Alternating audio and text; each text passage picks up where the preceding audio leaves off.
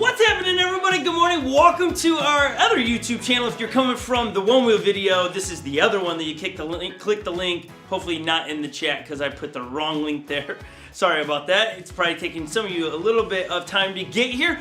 But my name is Scott Mendenhall. I'm not alone. Hello. I am with the one and only. Here. Hi, Lily. everyone. So good to be here. Lily, good to see that you brought the guns too. It's frightful nice. Game of dodgeball. Oh, I thought you were going to say and capture the flag. Not good. You're trying to ignore the comment about the guns, though. I'm feeling that. I don't own any. Look at those guns. things to the left and the right of you that are attached to your arms. No. You know? Just soaking up the last of summer is all.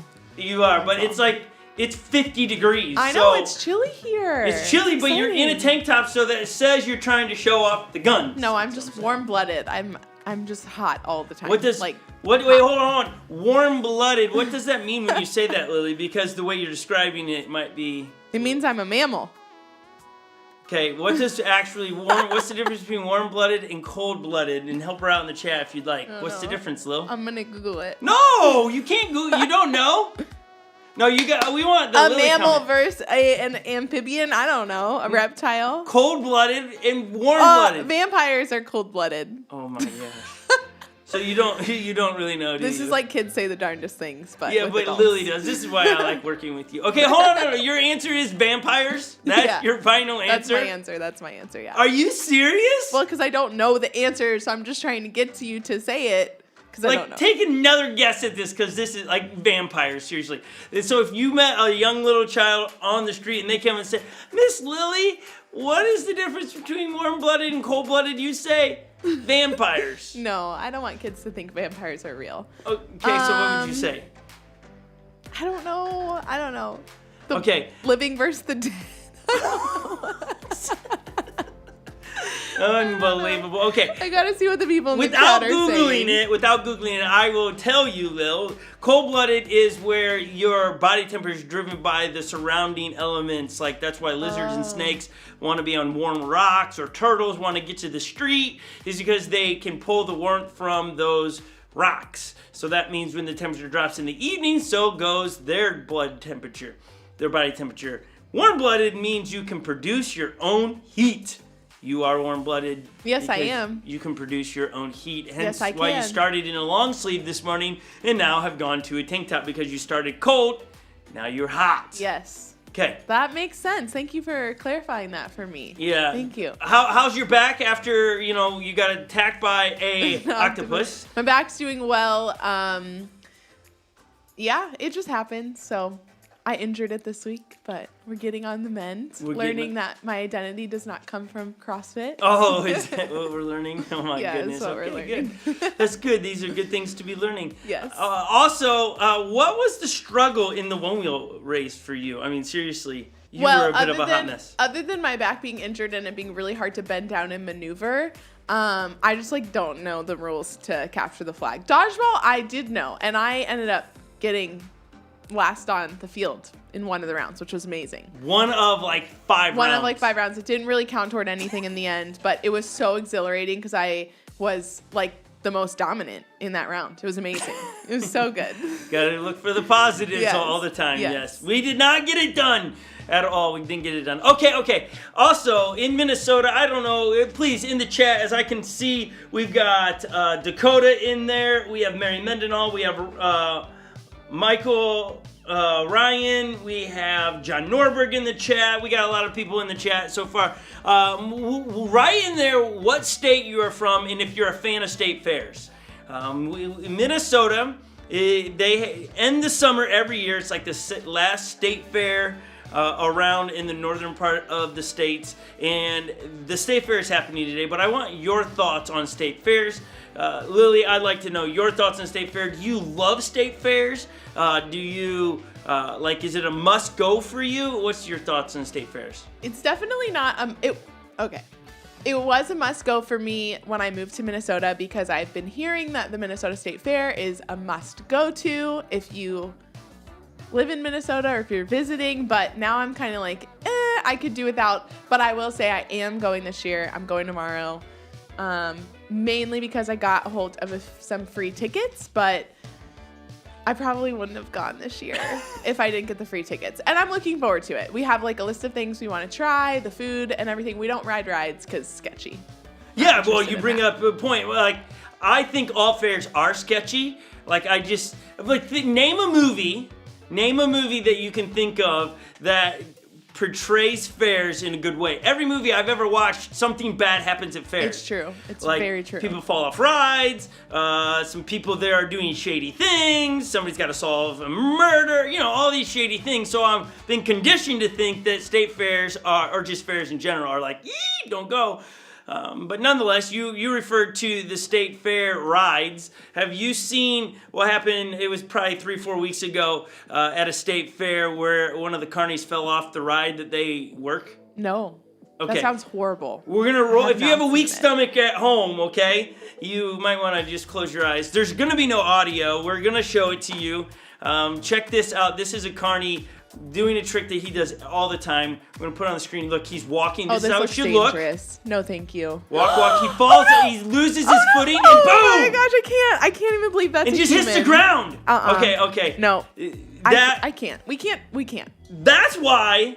Come on, like that dude, like you need to see it again. Everybody wants to see it. No, I don't want to watch it. You do, again. you know. It's like one of those things you gotta watch one more time. It makes my stomach turn. Why are you in that? Oh, I don't like it. And then right there, you're going, oh, this is not good. Honestly, my stomach doesn't feel like it did 10 seconds ago. ago? No, I don't like it at all. At all.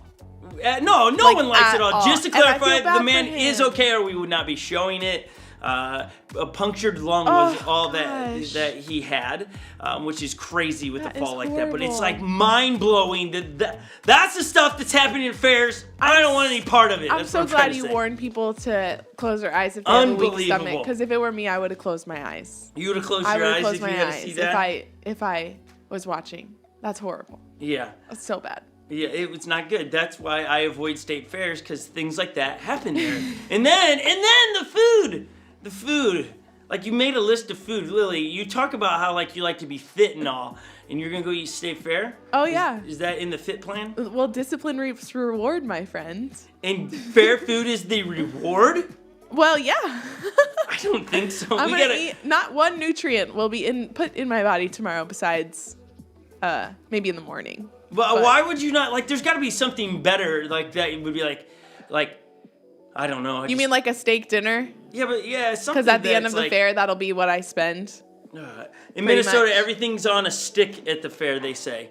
And so take a picture of everything you eat that's on a stick, like corn on the cob, stick. What else do they? That's the only one I really can remember. What was that? Cookie dough on a stick. Fried olives on a stick. Fried olives? The Pronto Pups are on a stick. Those are like corn dogs. There's lots on a stick, but that's not all. Like this year, there's this. I keep hearing about it, and I'm really not excited about it, but I will take a bite. There's this burger that is a waffle burger, and it is. The buns are waffles, and then it has syrup in it and stuff. And it's like all the rage this year at the fair, but probably because it's new. But I'm gonna try it. I'm gonna take one bite. Sounds horrible. To have it the whole sounds thing. awful. I can't even. No, thank you. I'm just reading some of the comments there. Texas. I think Texas and Minnesota used to compete for who had the largest state fair.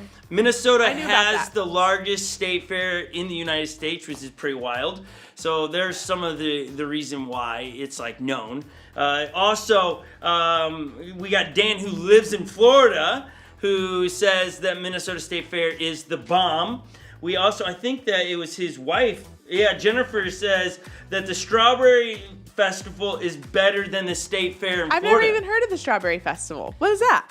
I don't know, but that sounds way better than any state Sounds fair. like I'm fun. assuming it has a lot to do with strawberries. Going on a limb, just saying that. Yeah. But that sounds wonderful. That's a good limb to climb on. Yes. And then somebody also wrote a comment in there saying that our team, Lily, must have been cold-blooded. Yes. Because we were not winning. It was just struggle. It was a struggle. But we're coming in hot this week for our first episode of the Great Lakes Race. So excited! Pretty I'm amped excited about that. I'm not gonna lie. It's gonna be a epic kickoff next week For those that are at home watching or you're at office space or whatever, and you should go and write it down, turn on the bell notification so you know that you don't miss a video with us as we kick off the journey from, we're going to start, well, here in Minnesota, go all the way out to New York, and then race 24 hours to all the Great Lakes. Paddleboarding and one-wheeling, it's going to be so monumental. You don't want to miss it. We're pretty stoked about it. So that kicks off next week. Here today, Lily's bringing the discussion today. What are we talking about today, Lil Later? Today we're talking about how to navigate through desperate situations. It's going to be good. Ooh, I'm excited. Desperate. Yeah, okay. I like that. I wonder if the man that's falling from his ride could have used that. Yeah. Maybe. That would have been great. But if you're wondering, if you're brand new around here, you're like, what are you talking about? We have a trailer for you to see, just like sneak peek of just what's going to take place over the next 5 weeks on my channel on this Great Lake race. So here's the trailer. Some of you saw it last week. Here's the trailer just to get you excited about it. And we're really amped about it. So enjoy this. We'll be right back. What's happening, everybody? My name's Scott Menino. Welcome to my YouTube channel. Joey, tell them where we are. We are in New York at Niagara Falls, and it is so awesome. Lily, now tell them what we're about to do. We are going to paddleboard on every Great Lake in America, and that's not all.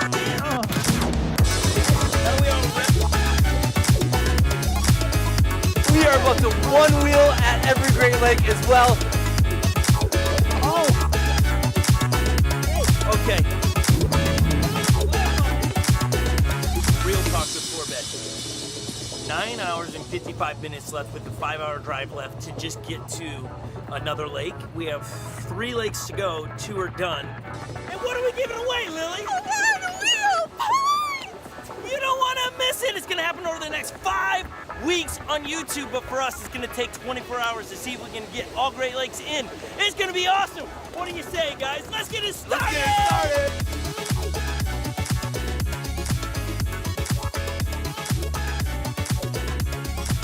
You don't want to miss that at all. Oh my gosh, there's so much shenanigans that happen, and the probability of making it on time with Lily, Joey, and I, very small. We have a small window, though we had 24 hours, but who knew how far it actually was from Niagara Falls to wherever we ended. I can't even remember where the last stop was, but there's a lot that happened. Don't miss it next week. I'm so excited. It's going to be good. Lily, you said that you have a state fair quiz for us about Minnesota. I'll let you fire away 2 questions. All right. See if I get it right. So these are also just like really fun facts about the fair because in Minnesota, because you wouldn't know these. Yeah, no one knows these, but Minnesota claims, hold on, back to me real quick. Minnesota holds the record for the largest state fair, so that's why we're addressing it. We live in Minnesota, so why not talk about the largest state fair? Let's teach these people some facts about our state. Okay, here, first question was what? First question is, what year was the Minnesota State Fair first held? Ow. What year was the first Minnesota State Fair held? Okay, yes.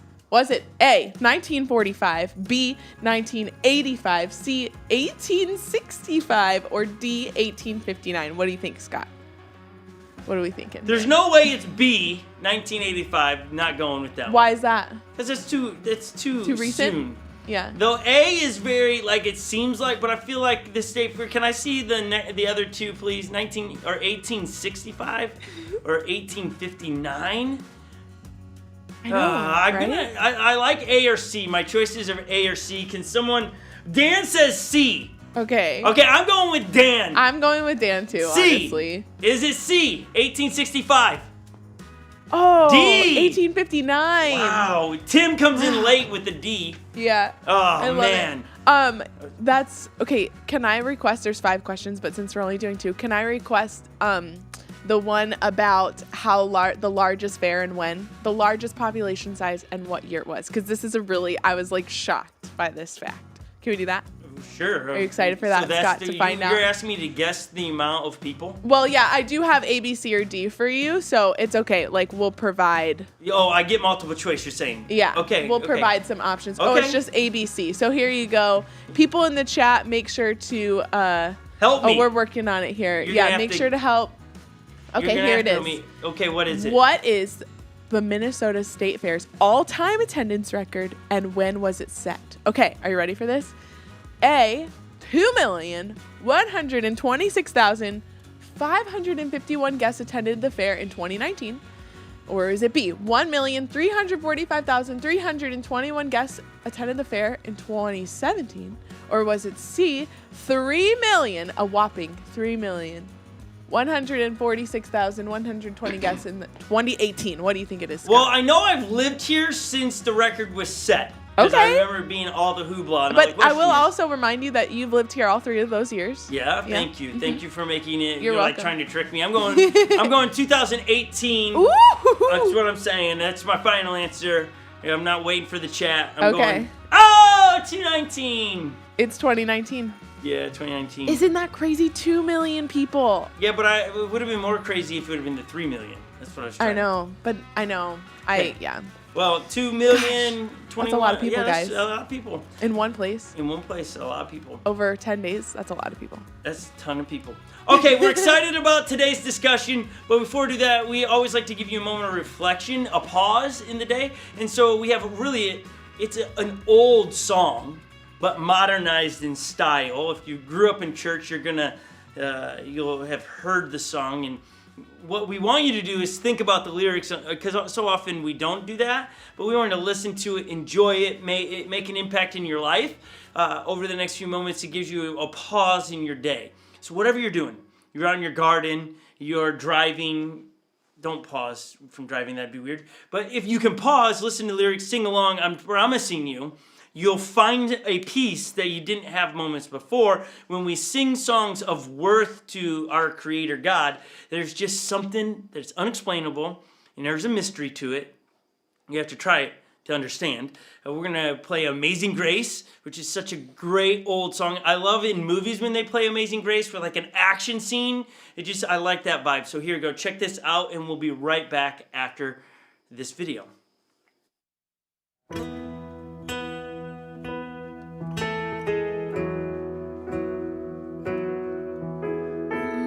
Amazing grace, how sweet the sound that saved a wretch like me. I once was lost, but now I'm found. Was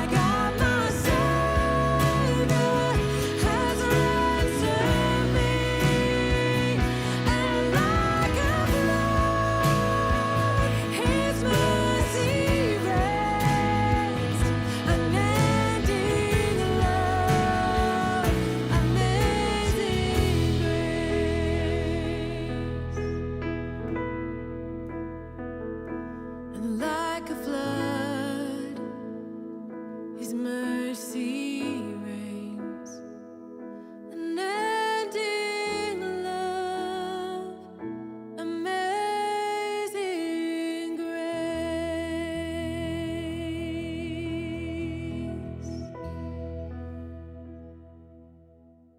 And a good reminder to take a second, whatever it is you're going through. I hope you were able to just relax, reflect, and know that God's amazing grace is here for us and it's within reach, which is a little bit contextual to what we're talking about today in a story I'm going to share with you, but I'm super excited to be here. And today we're talking about how to navigate through a desperate situation. So I always think of the term or the phrase, desperate times call for desperate measures. Scott, have you heard this phrase before? I have. Have you ever said this phrase? Yeah, a lot of times I say that when you and I are in a race together and where it's not going the way I thought it would. You think it. You've never said it. You probably think no, it, though, I have. right? You just don't listen in those moments. That's why I get desperate, is because you have I don't know where you go in those races, but it's not present. And so it becomes desperation on my part to life and limb to try to win. Limb. Wow. So I always think especially this week as I've thought about this topic, how often do we say the word desperate? Do you really, really, really feel desperate in those races with me?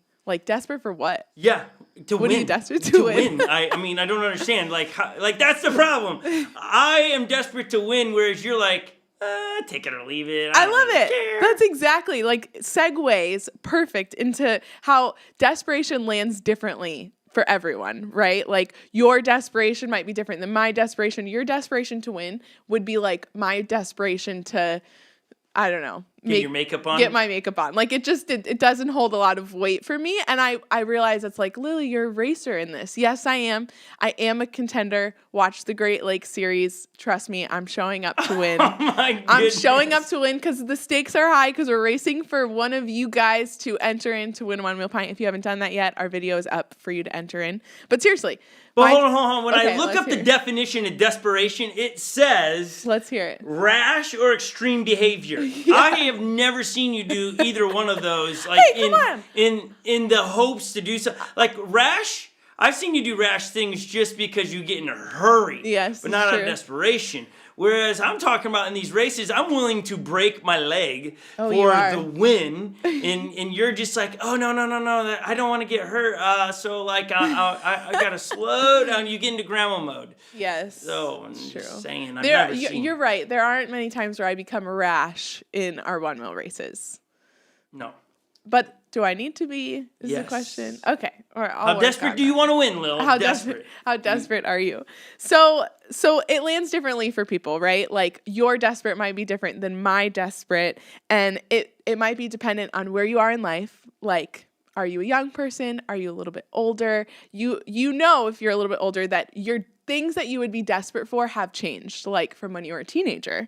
And it also depends on what you consider valuable or important. Your Scott's number 1 spot in a 1 mile race might be really valuable to him, and that's okay. That's awesome. But that might not be where I place my value. But it is. I feel like I'm really putting myself in a bad spot here because I am a contender. Okay, put it in the chat if you agree with me. Okay, so I have here a couple things that would be maybe valuable to certain people. $50 value. We can all agree this is valuable. But all this talk of the fair, I did tell you guys that I got free tickets to the Minnesota State Fair. You might be not really valuable to me. But if it's your teenage son or daughter and the kid, the other person that they're really crushing on is going to be at the fair tomorrow, these 4 tickets might be really valuable to them. I will do anything to get to the fair tomorrow, and if I wave these free 4 tickets in front of them, they would be desperate to take it, right? It just is an example of $50. Scott, what would you do with this if I gave it to you right now? What would you do? You might not be desperate for it, but how could you use it? I would use it to see if I could take and get you to race faster by going, Lily, I'll give you $50 if you race desperately. I love this theme. And we've used that before. We've used you have used cash. And I've won. Every time we've offered cash, I have been the winner. Oh, no. I was desperate for the 1 wheel carbon fiber fender because I wanted to gift it to my friend who was excited to have one.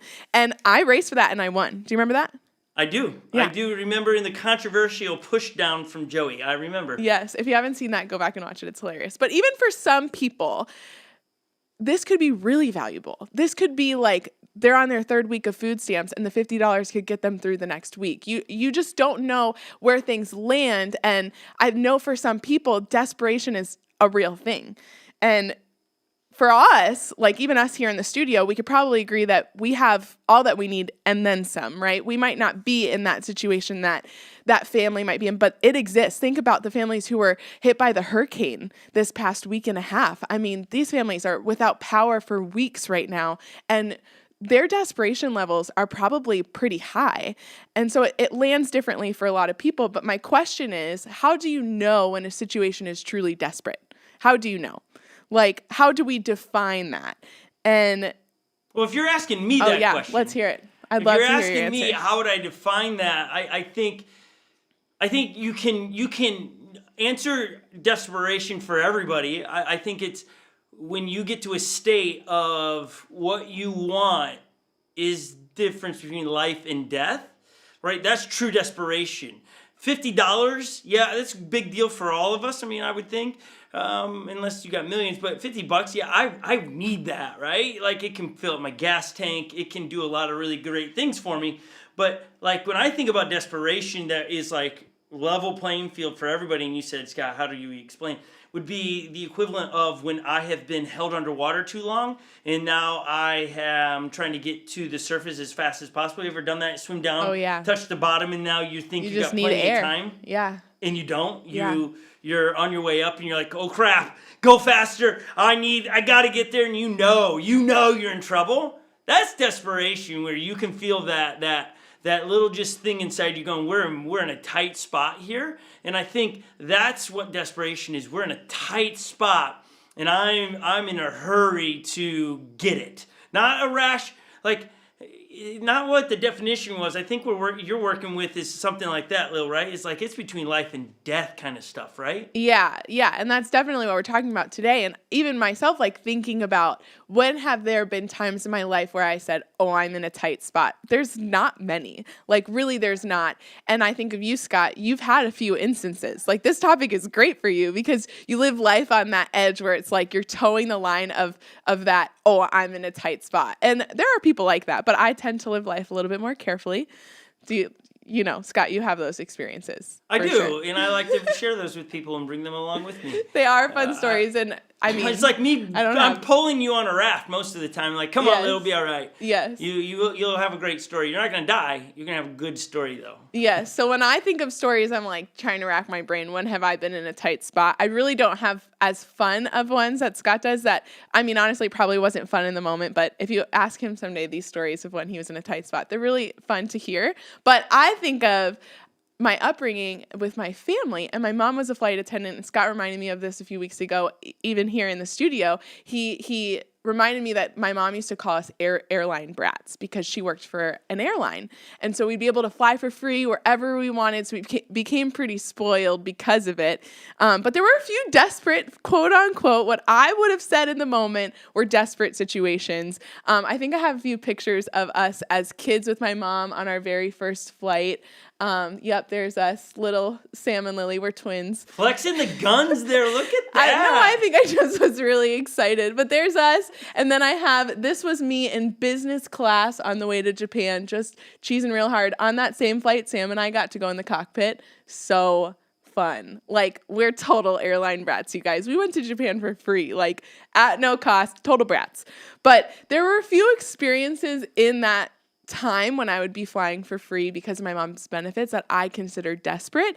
We got stuck often in different cities. We got stuck because you'd fly standby, and if there was an extra seat, like that business class seat, it was empty. There was no one that had bought it or claimed it, so we were able to take it. But there were times where we couldn't get on a flight. And I remember I would be going to visit family or coming back from a trip or something, and I would get desperate to get on. I just need a seat. And I would go up to the lady at the front desk and say, I'm a non-rev, which is like fancy term for like, I'm a flight attendant's kid and I'm flying for free. And you can relate to me because you work for the airline too. Like, can you please just get me on? Please, like, I'll take anything. And I just like got so desperate. And even one time I slept in the San Francisco airport. There was one of those neck pillows that was like, that you sleep with. And there was just one like on the ground in the gate I was at, and someone must have just left it behind, and I was so tired. I was desperate for comfort, and so I stole it. I mean, like, I found what was lost, and I made it my own, and I ended up keeping it for far too long. I realize now it's kind of gross. I don't know where that came from, but I was desperate for sleep. And I think of another experience that, like, it took the cake for all these desperate situations when I was an airline brat. And it wasn't me flying, it was my mom flying, and she was on a trip to Australia all the way across the world, okay? I was 16 years old, and I had gotten into my first car accident. And it was like, I mean, a pretty big one. Like, my whole front end was smashed in, and it wasn't my fault, I will say. Every prideful person wants to say it wasn't my fault. It was someone else's fault. But I just remember being so desperate for my mom. She was all the way across the world, and I remember feeling like she was so far, and I felt so alone. So those are my desperate stories. I don't know. Scott, what do you think? Do they count as desperate? No, not really. I think when I hear those, it's like you were never actually in danger. Maybe the car accident. Yeah. I got that. Well, I was okay. Like, I was like unharmed. Now looking back, but I think like, even when you're setting me up with the question, how do they compare? I think everybody's desperation story or circumstance in their life, you can't compare it, because in the moments of life when we reach those moments of desperation, it's different, right? It could push, one thing pushes somebody over the edge and it's fuel to the other person. It's not something you can compare your desperation and my desperation. It's not the same. But what we do when we're desperate should be.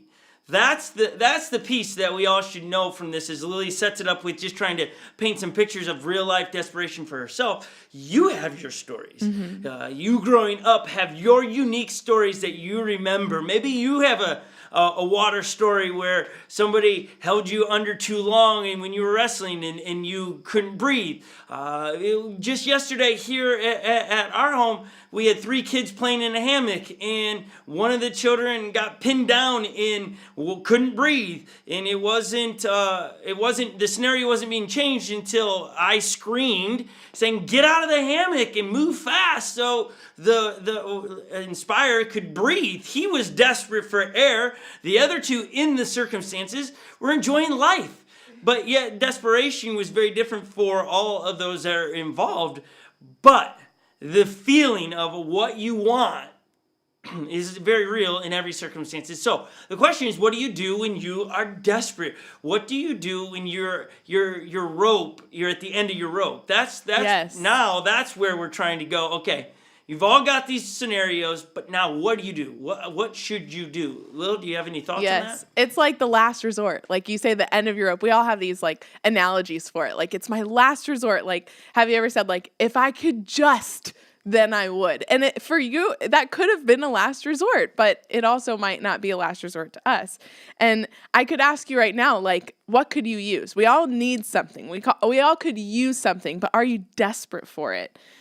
It reminds me of these 2 people in the Bible that we use as is our 100% truth. We believe that the Bible is our foundation that we can stand on. It's 100% true. And the stories in it are stories of real people who walked through real things that we can, in our lives, be inspired by and apply their situation to ours sometimes when we can relate. And so in desperate situations, I think of 2 people who were desperate. And we talked about earlier that the definition of desperate is like a rash. What was the other word, Scott? You said rash, like unthoughtful decision, right? Yeah, yep. Something like that. Yep. But these people, their desperation was different. Their desperation was calculated. It was thought out. It wasn't rash. It was almost the opposite of the definition Scott said earlier.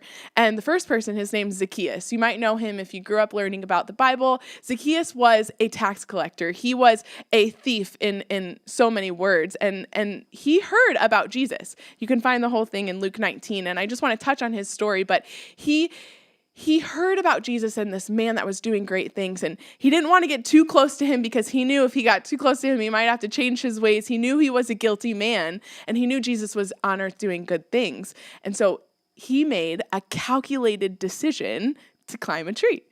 He found the tree. He spotted the tree. He thought, if I just climb that tree, maybe I'll see Jesus over the crowds that are here. And it's a great story. Again, it's in Luke 19 if you want to read it. But he was desperate to just see Jesus. His story goes on. It's an awesome story. But all he wanted to do was see him, and he figured out a way to do it. It was calculated. I think of a woman who was in need of healing. She was bleeding for 12 years. And that's what we're going to talk more about today. Her desperation was calculated. Her desperation was so thought out that she ended up, her life was changed because of it. So in Mark 5, Mark starts off with a story about a man named Jairus. And Jairus was introduced by name from Mark. I have it here, Mark 5, verse 21. We can put it up on the screen for you guys. It talks about how Jesus was getting into the boat and went back to the other side of the lake where a large crowd gathered around him on the shore. So Mark points out, a leader of the local synagogue whose name was Jairus arrived. When he saw Jesus, he fell at his feet, pleading fervently with him. My daughter is dying. He said, please come and lay your hands on her, heal her so we can live. So Mark points out here, first of all, he calls him by name. Second of all, he notes that he's a man of status in the city. He's a man of position. He's a leader in the local synagogue. And Jesus is obviously willing to go in all of his amazingness. He says, yes, let's go. Let's heal your daughter. So he says, let's start walking there. And of course, the crowds are following because Jesus is a big deal right now. And so there's a lot of people around. But on the way, they're intersected by a woman who's also in a desperate situation. So here you have two people, Jairus and a woman, desperate for someone or something to be healed. And this woman placed a really high value on what she needed. Like we talked about earlier, what you're desperate for is what you need in the moment. And we place a high value on what we need. And that's okay. That's normal. But this woman, she might have a problem, unlike us here in the studio at least. Maybe you at home have a problem like this, but she was desperate to be healed. She was sick and bleeding for 12 years. In Mark 5:25, it says that Jesus went with him, being Jairus, and all the people followed, crowding around him.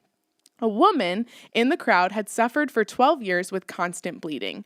She had suffered a great deal from many doctors, and over the years she had spent everything she had to pay them, but she had gotten no better. In fact, she had gotten worse. So to remind you, Mark identified Jairus by name, and here we see this woman identified by Mark as a woman, right? She was identified by her condition, and she was unable to do everyday things. She was unable to go to the market. She was unable to go to the synagogue to pray and worship God. And that's because of her condition. In that time, she was noted as ceremonially unclean. Scott, what does that mean when someone is ceremonially unclean? And do we talk like that today? Do I say you're ceremonially unclean? What makes you think of that? Dirty. That's dirty. What it means. Yeah. No, it's the old law that would put conditions on individuals, and you'd have to go through certain sacrifices to get clean again. If you touched a dead animal, you'd have to go get cleaned. If you ate the wrong kind of meat, you'd be unclean. If you didn't wash your hands before you ate, you would be considered unclean. It was just a whole lot of lists that would make you unclean, and you have to go through a process. But Lilish, you're reading that story of these two individuals, two very different lives, but what they are after is change. And so I think the question I want to ask to everyone at home is, what do you want to change in your life? Right? What are you desperate to change in your life? That's where you got to be kind of honing in on the target here as you're listening today. What is it that you want to change? Some of you wrote in and then would put, just joking, to my kids to do something with their chores, to listen about their chores or something, want to do their chores, or somebody said to get a one-wheel pint, to change my circumstances. Like, I'm with you, like when I hear, hey, yeah, I want my kids to listen to their chores. I want them to whistle while they work, It's okay. Because in my world as a father of 8, That's my world. And so Yeah, that's good. sometimes it feels chaotic when they're not listening or they're grumbling, complaining all the time. It's my life. Like, I'm not saying that selfishly, but I'm saying it's the circumstances I've been given, and everyone wants peace in their life. And it's okay to be desperate for those things to change. But the question is, what are you willing to do to see the change? Yeah. That's like, if you really are sitting there going, I want this, but unwilling to do anything to do it, and you're hoping for like hocus pocus kind of things for it to change, that's not going to happen. That's not the world we live in. There's got to be a action into this, and that's where we're trying to get to as Lily reads this story. Is these two individuals are going to move to action. They're not just sitting there going, I hope I see Jesus. That's Zacchaeus, right? I hope I see him, but he's a short man. I'm the woman going, I hope I get healed, so I'm going to just sit here on this rock. You're going to watch the story shift from what they are identifying as what they want to change, what they're desperate for, and then the action. The question is, as you hear this story, what are the actions that you're going to do? Maybe you need to write down the top 5 things you want to change in your life. Maybe it's your health. Maybe it's the size of your waistline. Maybe it's how much you can lift or how far you can run. Or maybe it's where you live or the relationships that you have that are not healthy. I don't know. I'm just trying to give you somewhere to start, but write down the top 5. And then by the top 5, write down the actions that you're going to do. The steps that you're going to do. Well, because it can't just be, I hope. Hope is great when placed into a relationship with Jesus, right? That's that faith. But if somebody's told you that being a follower of Jesus is to walk by faith, not by sight kind of deal, like they're just saying, oh, you got to have more faith. Well, that just doesn't work, okay? Just telling me I have to have more faith doesn't solve so many of my issues in my life that I'm terrified. Just have more faith. What am I supposed to do? Like close my eyes and squeeze my hands as hard as I can to get more faith? That's not real. That's just religion trying to come up with a man-made answer to the spiritual question you have. You just got to have more faith. Well, no. There are real things that we can do, and sometimes it starts with actions. What are the actions that you're going to do faith is, this is our definition of faith. Faith is knowing God can. He can heal. He can provide. He can show up. He can. But will he? It's the belief that God can do all things, but will he? And may my request move him to do it. But at the end of the day, it's your will be done, not mine. So write that out as an equation if you want to. It starts with the belief that he can, plus will he equals your will be done still. Here's what I want, plus this is will you. But at the end of the day, the equation answer is always still your will be done. So, Lily, will you read the rest of that story of the action of these two individuals that are desperate for change in their life? Yes, so good. And they do want change. They're desperate for it. So there's action to come, and I'm super excited about it. But reminding you that woman, she was ceremonially unclean, okay? Ceremonially unclean. And this makes a difference in what happens in the story. So it continues on in Mark 5, verse 27. So she had heard about Jesus. She caught word, just like Jairus did, and she came up behind him through the crowd and touched his robe. For she thought to herself, if I can just touch his robe, I will be healed. Think about this statement. It's almost to the action item, right? She wanted change so bad, and so she's calculated in her desperation, and she's trying to figure out, how can I find freedom? How can I feel better? How can I be healed after 12 long years? I mean, think about 12 years of your life. Think about how much time passes in that, how much life you experience, how many seasons you go through. This woman had been sick, bleeding for 12 years, and all she wanted was to be healed. She was desperate. And it makes me think about, your desperation, your desperate situation might not be this extreme. Mine certainly isn't. But I don't want that to diminish your desperate situation. I don't want you to get in your head, or I get in my head often, and diminish, well, they have it worse than me, so I don't really need to be praying about this. Or they're sick on their deathbed, and my situation seems really small in comparison. But we're praying to the same God here, and God loves all of us enough to want to help us. He wants to hear our requests. And like Scott said, it's no matter what at the end, your will be done. God, what your will is, what you hope for our lives, your will be done. But here's what I'm requesting, will you? And that's that faith he talked about. And this woman had that faith. So she kneels down, she reaches out for the hem, just grazes the hem of his robe, and she was healed. So here's what happens in Mark 5:29. Immediately, almost instantaneously, it probably was, as soon as she touched his robe, the bleeding stopped. She could feel in her body that she had been healed of her terrible condition. All from one reach, all from one grab, all from one action item. There it was, her action item, okay?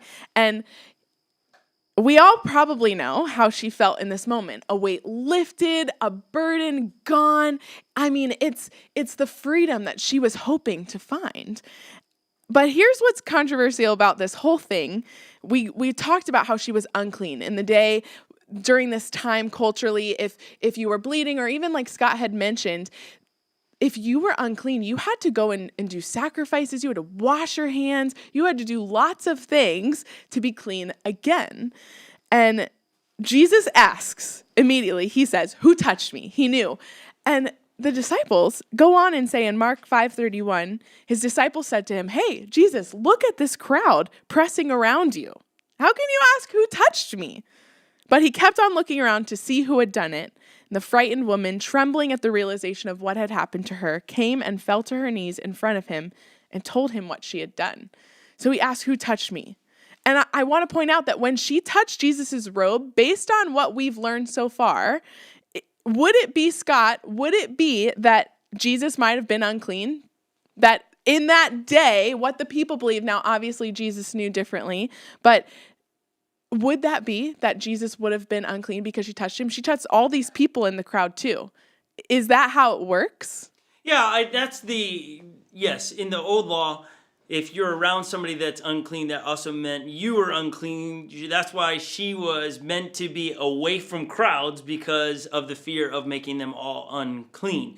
Now, the interesting thing when you were talking a second ago, Lil, about both characters being desperate and wanting change, and you get into the woman's being healed, so her situation is changed, and you're like, well, my issue isn't between life and death. You're talking about, hey, when I compare my issues to everybody, it's really not that big of a deal. My mom always got irritated with me when I was like, my life isn't that bad when I'm talking about some things I have. She goes, but it is to you. Yeah. What you're going through right now is a big deal. You can't compare it to the people that have family members in the hospital. That's not what you're going through right now. What I think is very interesting when I read through what Jesus did while he walked the earth, and the miracles he did, or the signs that pointed to who he was, if you think about them in that way, that the miracles weren't just Jesus walking down dirt roads going, oh, you be healed, you be healed. They were all calculated things that were pointing to who Jesus was. They were signs of, this is who I am. And if you read them in that way, oh boy, does it just open up a whole new world of like, oh, this is pointing to who Jesus was. Think about one of the first things Jesus did was he turned water into wine for a group of drunk people. And why do I say they're drunk? I don't know if they really were, but it was for a wedding, and the wedding had been going on for days, and they've been drinking the best wine at the beginning, this towards the end, so they're all at least buzzed a little bit. And Jesus turns water into wine. Life and death situation? No, not at all. But he showed up, and for those people there, it was Jesus' mother came to him and says, hey, we got a problem, we're out of wine. We didn't calculate enough. Help us. And Jesus is like, hey, that ain't my problem. But he does it. And I just think in what you're talking about today, Lil, when you're looking for that change thing in your life and you're trying to go, is mine big enough to... Yeah, everything that you're feeling in your life and going through is big enough to bring to Jesus and ask for help. I love what it says in 2 Chronicles 15, chapter 4. This is so good. And this is from the Old Testament. This is the where the law sits. This is the history books of the early church and how God and the relationship between humans and God works. This is just an indication of what happens when we behave desperately enough to go to God with our stuff. And if you hear that high-pitched whistle, we got a cricket in the studio. But here we go. In 2 Chronicles chapter 15, verse 4. But whenever they were in trouble and turned to the Lord, the God of Israel, and sought him out, they found him. Every time they were in a desperate situation, they felt lost, didn't know where true north was, didn't know how they were going to get out of it. They were in a tight spot. They sought him out, and they found him. They turned to God. Whatever your given situation is that you're going through, it might be physical, it might be relational, it might be financial, and the list goes on. Whatever it is, whatever's got you to the edge of you're desperate. May I ask this question? Have you truly and genuinely turned to God with it? When you wrote down your top 5 things you wanted to change, and if your action point it was not first and foremost to give it to God, then you need to go back, cross out whatever the first step was, and go give it to God. I'm going to pray about it. Have you asked other people to pray about it? I would love to see in the chat where you go, this is my number one desperation thing. Or maybe you don't want to share it publicly in that kind of context. But what is one thing that we as your church online can be praying for you with that you're desperate to see change? What is it that we can help you in going to the battle with you? Like this week, we had several people reach out from our online community going, hey, I'm in a tight spot. We're really struggling.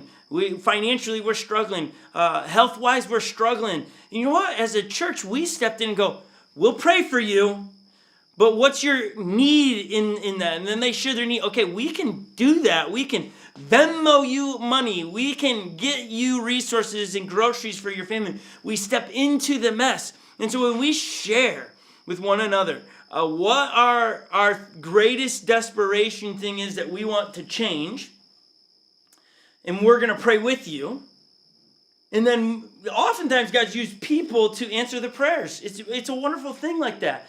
Also, if you're going through a tragic event where maybe somebody passed away, Jesus says, blessed are those who mourn, for they will be comforted. If you don't let people know you're mourning, it's hard to be comforted. People don't know to come and give you a hug. If you're just expecting people to catch on what you're going through by osmosis, it doesn't work like that. It's you sharing with one another, you experience the healing that you're after. And so, what are you desperate with? What's your action item, which should be going to God? Because when you actually genuinely go after God, you'll find him. Notice what it says there, that you'll find him. It doesn't mean God answers or fixes it, but you'll find him. And when we find God, there's something that's unexplainable that you just have to experience to understand it.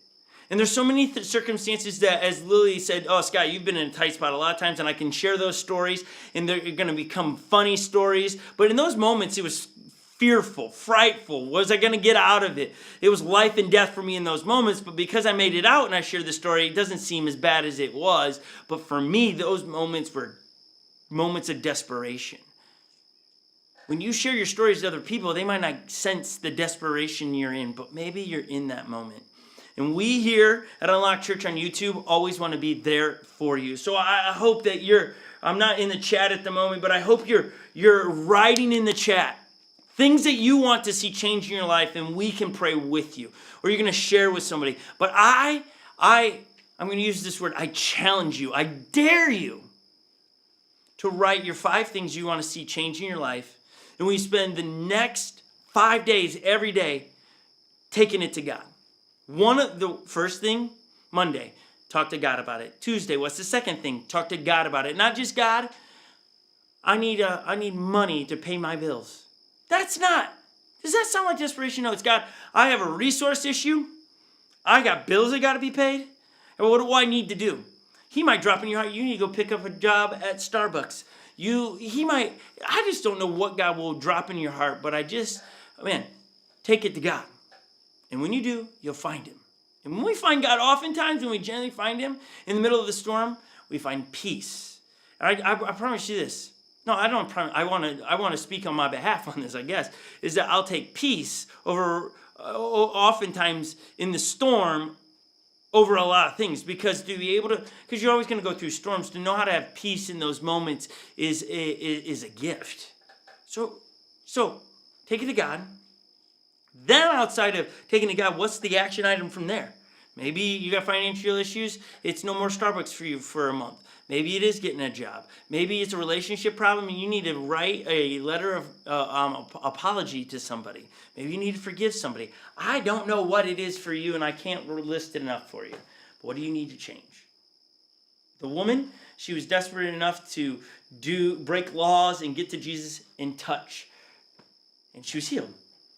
Zacchaeus, desperate enough to see Jesus, climbs up a tree when he was one of the most wealthiest men. You know how actually embarrassing it would be for Zacchaeus to climb a tree? He's a short man, but his statue in the environment he lived in was pretty big. He was a tax collector, so everybody knew who he was. But for him to climb a tree would only point out a flaw that he had, which was he was short. But he was so desperate to see Jesus, he didn't care what people thought. He climbed a tree. It's time for us to drop our worries about what do other people think about us in our relationship with Jesus and pursue Jesus with all, maybe stealing the definition as desperation, which is being rash in our decisions, is to go full force, to be extreme in our intentions with Jesus. Hopefully you're getting that. Lily, I love the topic today. It's a good one for us all to go into the week. It's a great catalyst. So let's pray. We're going to pray for every one of you, and as you're going to write things in here. Okay, let's pray. Jesus, I thank you for Lily's thoughts today. The idea of asking the question, what are we desperate for? Boy, that's a big question. May we see you show up in our lives in the areas of our most desperate moments and give you the credit. Those, God, that have big time things, health issues. We know that there are those that are watching online that are fighting through COVID with their kids. We ask that you would give them peace, that they would come through the symptoms quickly. And as they're out of jobs, that you provide resources for them. And those that have relationship issues, I ask that you would help them know what the words are to say to the individuals to restore those relationships. Those that are at odds with you, God, that they would come and ask forgiveness and experience your peace. Whatever it is for everyone on the other side of these cameras, may they experience you wherever they're sitting right now, and they would begin to take action and seek you, to extremely pursue you, to not be worried about what other people think in their pursuit of you. May we become desperate for you like we do for our next breath. Jesus, thank you for always being there. Thank you for showing up and showing off. May we have eyes to see it. In your name, amen. Thank you guys for hanging with us. Lily, thank you again for a great topic. That was fun. Yes. You had some great thoughts to share too. I can't wait to hear it live. She's going to do it live in Maple Grove here in Minnesota, like in 30 minutes. And so if you want to come see her live at the Maple Grove Movie Theater, AMC Movie Theater, Maple Grove, you're more than welcome to hang out with us. Jump in your car, bring your family. We'd love to see you there. We also want to give you a chance to be faithful with your resources as we are Unlock Church Online. And honestly, we are doing our best to take care of our online family by helping out when times get tough. And your resources help us as a church to do that. You can text the word UNLOCK to 77977. Just like a text message, you would put the number to 77977 in the word unlock, and then it walks you through. You can go to unlockchurch.com as well. Thank you for those that are generous. We are using your resources to make an impact in the online community. So thank you for all of those great things. We also are kicking off digital small groups in October. So look for that. 1 month from now, we'll be kicking off those, which will be a go-to meeting some night of the week where we'll go through one of the books of the Bible together. It'll be a fun time for all of us to see face to face who's behind the names in the chat. So we're really excited about that. And so much more happening. We have Wednesday night service at 7 o'clock for middle school and high schoolers. It'll be a lot of fun if you have middle schoolers or high schoolers, get them logged in. That said, guys, we love every one of you. Thanks for hanging with us today. You know what happened last week when we signed off? As soon as we said goodbye, the cricket stopped chirping. I promise you, it did. It happened.